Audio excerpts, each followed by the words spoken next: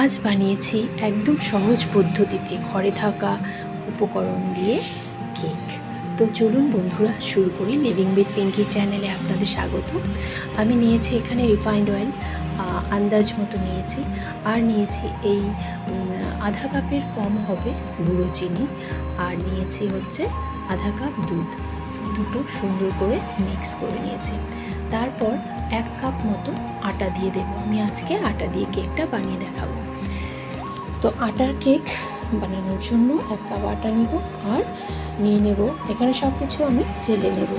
আটা দিয়ে দিলাম, তারপর দিয়ে দেব 2 চামচ মতো মিল্ক পাউডার, তো আর 2 চামচ দিয়ে দেব কোকোয়া পাউডার।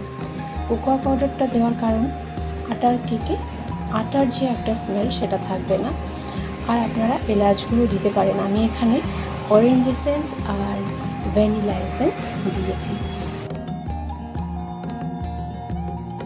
দেখুন ব্যাটারের যে কনসিস্টেন্সি এরকম হতে হবে, তো দিয়ে দিয়েছি। তারপর সব কিছু মিক্স করে লাস্টে আমি 1 চামচ বেকিং পাউডার আর 1 চামচের 4 ভাগের 1 ভাগ, আধাও না কিন্তু 4 ভাগের 1 ভাগ মতো বেকিং সোডা। তো আমি আন্দাজ মতো সব কিছু দিয়েছি, কিছু আজকে মেজার করছি না।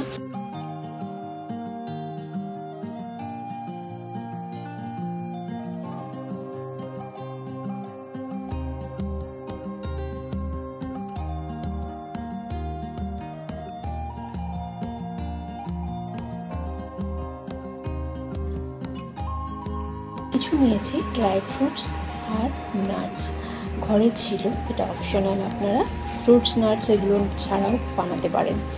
তো দিয়ে দিয়েছি কিছু ব্যাটারি দিয়ে অল্প মিক্স করে নিয়েছি, আর পরে উপর দিয়ে কিছু দিয়ে দেব। তো এখন আমি কেকটা গরম করে নিয়েছি, কেকটা দিয়ে দেব এই বাটিতে।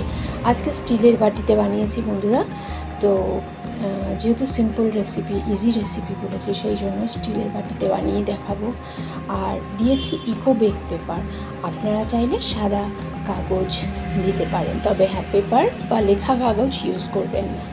তো উপর দিয়ে আমি এখানে নাটস আর ফ্রুটস দিয়ে দিলাম, আর তাওয়াটা আমি গরম করে নিয়েছি 15 মিনিট মতো। উপর দিয়ে লবণ দিয়ে একটা জালির মতো বসিয়ে দিয়েছি, আর এখন আমি দিয়ে দেবো। আগে আমি অ্যাকচুয়ালি এসেন্স ইউজ করতে ভুলে গেছিলাম, তো উপর দিয়ে অরেঞ্জ আর ভ্যানিলা এসেন্স দিয়ে দিলাম। 45 মিনিটস পর আমি দেখছি, তো দেখুন সুন্দর কিন্তু কেকটা বেক হয়ে গেছে, একদমই লেগে ধরছে না, টুথপিকে সুন্দর ছেড়ে গেছে। তো কেক রেসিপি মোটামুটি রেডি হয়ে গেছে বন্ধু।